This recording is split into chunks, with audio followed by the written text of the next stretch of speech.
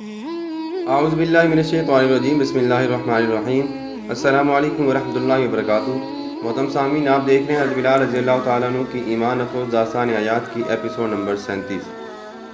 پچھلی ویڈیوز میں ہم نے بات کی تھی کہ نبی پاک صلی اللہ علیہ وسلم کیسے خانہ کعبہ میں داخل ہوئے، کیسے آپ صلی اللہ علیہ وسلم کے پاس لوگ آ رہے تھے اسلام قبول کرنے کے لیے۔ اس میں ابو سفیان بھی تھے، حضرت عباس بھی تھے، نبی پاک صلی اللہ علیہ وسلم کے پیارے ساتھی حضرت ابو بکر صدیق رضی اللہ تعالیٰ عنہ کے والد بھی تھے، حکیم بن حزام بھی تھے، بدیل بن ورقہ بھی تھے، اور بھی بہت سارے لوگ جو کہ دین اسلام میں آ رہے تھے اور فتح مکہ کے موقع پر مسلمان ہو رہے تھے۔ ام سلمہ رضی اللہ تعالیٰ عنہ، میمونہ رضی اللہ تعالیٰ عنہ اور فاطمہ الزہرا رضی اللہ تعالیٰ عنہ خیمے میں حضور پاک صلی اللہ علیہ وسلم کا انتظار کر رہی تھیں۔ ام ہانی رضی اللہ تعالیٰ عنہ بھی کچھ دیر پہلے اپنے گھر سے چل کر وہیں آ گئی تھیں۔ قصوہ آہستہ آہستہ چلتی سرخ خیمے کے پاس پہنچی تو ابو رافع رضی اللہ تعالیٰ عنہ نے بڑھ کر ان کی مہار تھام لی۔ حضور نبی پاک صلی اللہ علیہ وسلم نیچے اترے اور خیمے میں داخل ہو گئے۔ سب سے پہلے انہوں نے غسل فرمایا۔ جب میں ان کے غسل سے بچا ہوا پانی لے کر خیمے سے باہر آیا تو ایک ہجوم اس پانی کا منتظر تھا۔ سب مجھ پر ٹوٹ پڑے اور قریب تھا کہ پانی کا برتن میرے ہاتھ سے چھوٹ جاتا کہ ابو جحیفہ رضی اللہ تعالیٰ عنہ نے آگے بڑھ کر لوگوں کو نظم و ضبط کی تاکید کی۔ پھر بھی ہر شخص بےتاب تھا کہ وہ اس سعادت سے محروم نہ رہ جائے۔ جس کے پاس کوئی کاسہ تھا اس نے بھر لیا، جس کے پاس کچھ نہیں تھا اس نے چلوؤں میں لے کر چہرے اور سینے پر مل لیا۔ جن کو اتنا بھی نہ مل سکا انہوں نے صرف چھینٹوں پر اکتفا کی، اور جنہیں چھینٹے بھی میسر نہیں آئے انہوں نے دوسروں کے ہاتھوں سے اس پانی کی نمی حاصل کرنے کی کوشش کی۔ میں برتن اندر رکھنے گیا تو نبی پاک صلی اللہ علیہ وسلم شکرانے کے نفل پڑھ رہے تھے۔ 8ویں رکعت ختم کر کے سلام پھیرا تو انہوں نے مجھے بلا کر کہا کہ وہ حسین کعبہ میں بھی شکرانے کے 2 نفل سب کے ساتھ مل کر ادا کرنا چاہتے ہیں۔ میں نے ایک چھڑی اٹھا لی اور باہر لے جا کر اسے خانہ کعبہ کی دیواروں کے سامنے بجانے لگا، زمین پر گاڑ دیے۔ اس کے بعد نبی پاک صلی اللہ علیہ وسلم خیمے سے باہر آ گئے۔ سر پر وہی سیاہ عمامہ تھا مگر اب ذرا بختر نہیں تھی۔ روزمرہ کے کپڑے پہن رکھے تھے جن میں انہوں نے نبی پاک صلی اللہ علیہ وسلم نے خیمے کے اندر شکرانے کے نفل پڑھے تھے، وہی کپڑے تھے۔ صفیں درست ہو گئیں۔ سب نے حضور نبی پاک صلی اللہ علیہ وسلم کی قیادت میں چھڑی کی سمت رخ کر کے شکرانے کے 2 نوافل ادا کیے۔ اس کے بعد آپ صلی اللہ علیہ وسلم خیمے میں تشریف لے گئے۔ تقریباً 1 گھنٹے کے بعد وہ پھر فوجی لباس میں خود اور ذرا بختر پہنے تلوار لگائے باہر آئے اور قصبہ پر سوار ہو گئے۔ ان کے ہاتھ میں ایک چھڑی تھی اور خود کا مغز اوپر اٹھایا ہوا تھا۔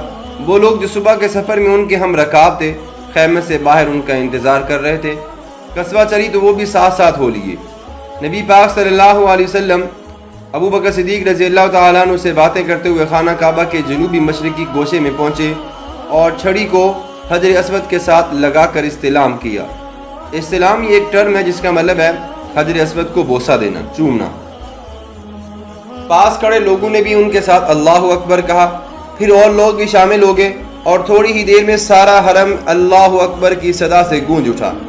حضور نبی پاک صلی اللہ علیہ وسلم نے ہاتھ اٹھا کر سب کو خاموش کرا دیا اور طواف میں مشغول ہو گئے۔ اس دن قصوہ کی مہار اوس کے محمد بن مغلمہ رضی اللہ تعالی عنہ کے ہاتھ میں تھی۔ گزشتہ سال عمرۃ القضاء کے موقع پر یہ سعادت قبیلہ خزرج کے عبداللہ بن ابن رواح کے حصے میں آئی تھی۔ طواف کے 7 چکر پورے کرنے کے بعد انہوں نے خانہ کعبہ کے اطراف میں رکھے ہوئے بتوں پر نظر ڈالی اور ان کی طرف چل پڑے۔ ہر بت کے پاس گئے اور اسے اپنے دست مبارک میں پکڑی ہوئی کمان کی نوک سے گراتے گئے، ساتھ ساتھ یہ کہتے جاتے تھے جاء الحق وزهق الباطل، جاء الحق وزهق الباطل، بے شک حق آگے اور باطل فرار ہو گیا، بے شک باطل کو فرار ہی ہونا تھا۔ آس پاس کے تمام بتوں کو گرانے کے بعد وہ خانہ کعبہ کے سامنے رکھے ہوئے بت ہبل کے پاس گئے جو کہ سب سے بڑا بت تھا، اور اسے گرا کر توڑنے کا حکم دیا۔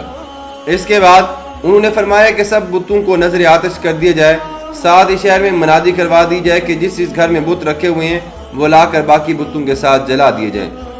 مشرکین عرب کے تمام خداؤں کی مجموعی خدائی مطاف میں ملبے کا ڈھیر بنی ہوئی تھی جس میں جگہ جگہ آگ بھڑکی ہوئی تھی۔ لکڑی، کپڑے، جھلی سے بنے ہوئے بتوں سے شعلے لپک رہے تھے۔ پتھر کے بتوں کے جا بجا بکھرے ہوئے اعضاء ان شراروں کی چھوٹ پڑتی تھی تو ان پر سجاوٹ کے لیے لگے ہوئے پیتل کے نقش و نگار دمک دمک اٹھتے تھے۔ بڑی عبرت کا وہ مقام تھا جب یہ سارے بت قائم ہوئے تھے تو ان سے کبھی کسی کو روشنی کی ایک کرن بھی نصیب نہیں ہوئی۔ اول ہبل کا نعرہ لگانے والا آج کوئی نہیں تھا جو ان سے اپنی مرادیں مانگے۔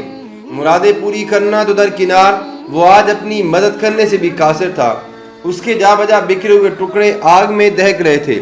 بتوں کے پجاری آج اپنے بے بس خداؤں کی فرضی معبودیت کے حصار سے نکل کر معبود وحدہ لا شریک کے جوار رحمت میں اس کے رسول صلی اللہ علیہ وسلم کے ساتھ اتنی بلندیوں پر پہنچ چکے تھے جہاں انہیں اپنے جھوٹے خداؤں کی باقیات پر ترس کھانے کا بھی دماغ نہیں رہا تھا۔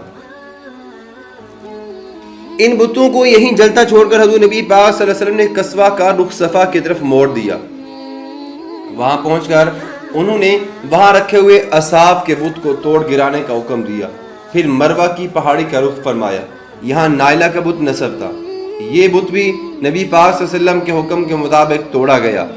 اصحاب اور نائلہ کے ٹکڑے بھی حضور نبی پاک صلی اللہ علیہ وسلم کے ارشاد کے مطابق مطاف میں جلتے ہوئے دیگر بتوں کے ساتھ جلتی آگ میں پھینک دیے گئے۔ مروہ پر قائم نائلہ کا وہ بت مقام تھا جہاں مشرکین ذبیحہ کیا کرتے تھے۔ یہ دونوں بھی معبود تھے مگر مشرکین کے دوسرے خداؤں سے ذرا کم حیثیت۔ نائلہ اور اصحاب کے بارے میں نے بہت عجیب کہانی سن رکھی تھی مگر مجھے کبھی ان باتوں کی تصدیق کا موقع ہی نہیں ملا، اس لیے ان کہانیوں کا ذکر مناسب نہیں۔ اگر تصدیق ہو گئی اور عمر نے وفا کی تو پھر ہمیں کبھی مل بیٹھنے کا موقع میسر آیا تو میں ضرور بیان کروں گا۔ اب حدود حرم میں صرف ایک بت نظر آ رہا تھا، سارے بتوں سے بڑا، پیتل کا بنا ہوا۔ یہ بنو خزاع کا معبود تھا اور خانہ کعبہ کی چھت پر لوہے کی میخوں سے نصب تھا۔ میں نے سنا ہے یہ بنو خزاع ہی تھے جن کے ایک خوش فہم بزرگ صدیوں سے پہلے شام سے ہبل کا بت لے کر آئے تھے، اور یوں ان کی کج فہمی سے عربستان میں بت پرستی کی ابتدا ہو گئی تھی۔ حضور نبی پاک صلی اللہ علیہ وسلم نے ایک نظر بنو خزاع کے بت کو دیکھا اور قصبہ سے اتر کر حضرت علی رضی اللہ تعالیٰ عنہ کو حکم دیا کہ وہ ان کے شانوں پر پاؤں رکھ کر اوپر چڑھیں اور خزاع کے بت کو اکھاڑ کر نیچے پھینک دیں۔ علی نے تعمیل کی اور یوں یہ آخری بت بھی بھڑکتے شعلوں کی نظر کر دیا گیا۔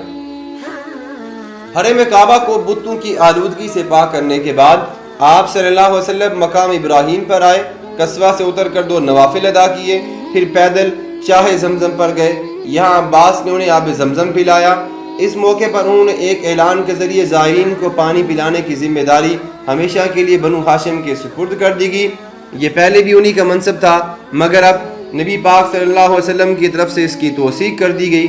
اس کے بعد علی رضی اللہ تعالیٰ عنہ نے خانہ کعبہ کی چابی کی پیشکش کی تو عباس نے درخواست کی کہ کعبہ کی کلید برادری بھی بنو ہاشم کو ہی عنایت فرمائی جائے۔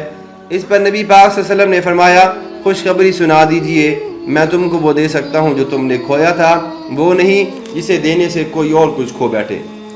یہ کہہ کر انہوں نے عبد الدار کے عثمان بن طلحہ عبدری کو بلوایا اور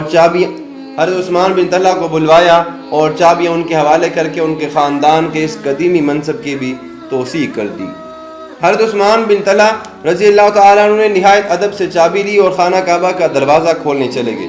اس وقت میرے ذہن میں دعوت اسلام کے اولین ایام کا ایک منظر دوبارہ سے چل رہا تھا، اور وہ منظر کیا تھا؟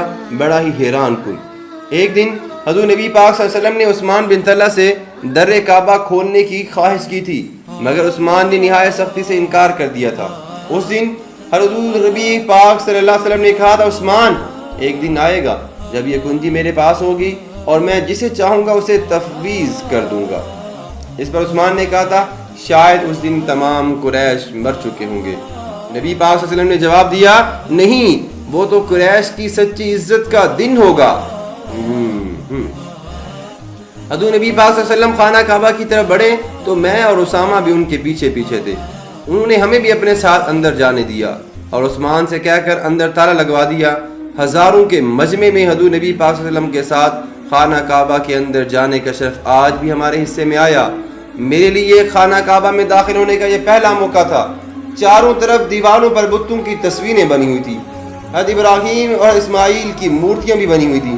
ان کے ہاتھوں کے پاس پانسی کے تیر بھی رکھے ہوئے تھے جن سے کفار مکہ فال نکالا کرتے تھے۔ انہیں دیکھ کر نبی پاک صلی اللہ علیہ وسلم نے فرمایا، اللہ تعالیٰ ان کافروں کو برباد کرے۔ واللہ انہیں اچھی طرح علم تھا کہ ابراہیم اور اسماعیل علیہ السلام دونوں نے کبھی تیروں سے کوئی فال نہیں نکالی تھی۔ یہ کہہ کر انہوں نے عثمان کو حکم دیا کہ ساری دیواریں صاف کر دی جائے اور دونوں پیغمبروں کی مورتیاں اسی وقت اٹھوا کر دوسرے بتوں کے ساتھ آگ میں پھینکوا دی۔ دوسری اور آخری مرتبہ خطبہ حجۃ الوداع کے موقع پر جب مجھے اور اسامہ کو ایک مرتبہ پھر حضور نبی پاک صلی اللہ علیہ وسلم کے ساتھ خانہ کعبہ کے اندر جانے کی سعادت حاصل ہوئی تو خانہ کعبہ کی دیواریں اندر سے بالکل صاف ہو چکی تھیں اور جاہلیت کے نقش و نگار کا کوئی نشان موجود نہیں تھا۔ چند منٹ اندر ٹھہر کر نبی پاک صلی اللہ علیہ وسلم نے دروازہ کھلوایا اور باب کعبہ میں کھڑے ہو کر فتح مکہ کا تاریخی خطبہ دیا۔ میں اور اسامہ آپ صلی اللہ علیہ وسلم کے پیچھے کھڑے حاضرین اور ان کے چہروں کے تاثرات دیکھ رہے تھے۔ اس وقت حرم کعبہ لوگوں سے بھر چکا تھا۔ حضور نبی پاک صلی اللہ علیہ وسلم نے لوگوں کو بیان کرنے سے پہلے سب سے پہلے اللہ تبارک و تعالیٰ کی حمد کی، پھر اس کا شکر ادا کیا کہ اس نے اسلام کو باطل کیا، اس نے اسلام کو باطل کی تمام قوتوں کے مقابلے میں سرخو کیا۔ اللہ تبارک و تعالیٰ کا شکر ادا کرنے کے بعد نبی پاک صلی اللہ علیہ وسلم نے یہ فرمایا، لا تثریب علیکم اليوم یغفر اللہ لکم وہو ارحم الراحمین۔ جاؤ، آج تم سب آزاد ہو، تم پر کوئی پوچھ گچھ نہیں، وہی اللہ ہے، وہی ارحم الراحمین ہے، وہی سب کو معاف کرنے والا ہے۔ جب یہ الفاظ ادا کیے تو چاروں طرف سناٹا چھا گیا، وہ ہو گیا جس کی لوگوں کو توقع بھی نہیں تھی۔ اس سناٹے میں بھی ان الفاظ کی بعض گز سنائی دے رہی تھی، بلکہ سناٹا تھا کہ ختم ہونے کے بعد بھی لوگوں کے ذہنوں پر نبی پاک صلی اللہ علیہ وسلم کے ان الفاظ کا طلسم چھایا رہا۔ نبی پاک صلی اللہ علیہ وسلم نے جب یہ کہا کہ آج اسلام کو غالب کر دیا گیا، آج اسلام کو باطل کی تمام قوتوں کے مقابلے میں سب سے اعلیٰ اور افضل قرار دیا گیا۔ محترم سامعین، یہ تھی حضرت بلال رضی اللہ تعالیٰ عنہ کی داستان، ایمان افروز داستان کی ایپیسوڈ نمبر 37 جو کہ یہاں پہ مکمل ہوتی ہے۔ جلد ہی آپ کی خدمت میں ایپیسوڈ نمبر 38 لے کر حاضر ہوتے ہیں۔ اپنا بہت سارا خیال رکھیے گا۔ اللہ حافظ۔